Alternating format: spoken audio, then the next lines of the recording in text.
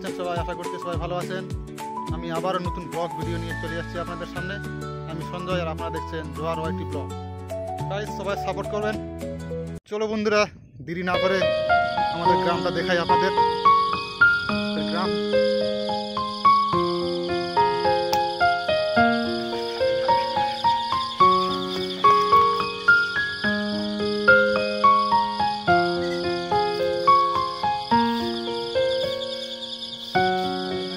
সুন্দর সা ছোটা সা আমাদের গ্রাম দেখতে পাচ্ছেন। এই এই এই এই এই এই এই এই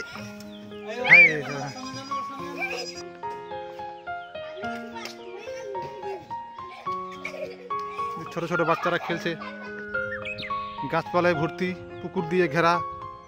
আমাদের এলাকায় এই গ্রামটাই হলো সব থেকে সেরা।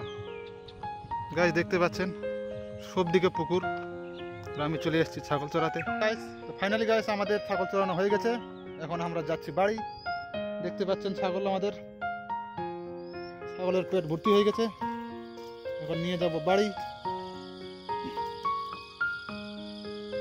দেখতে পাচ্ছেন গাইস, দেখতে পাচ্ছেন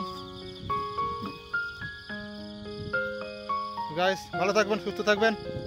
আর বন্ধুরা ভালো করে শেয়ার করবেন, লাইক করবেন, কমেন্ট করবেন, আর অবশ্যই চ্যানেলটাকে সাবস্ক্রাইব করে দেবেন।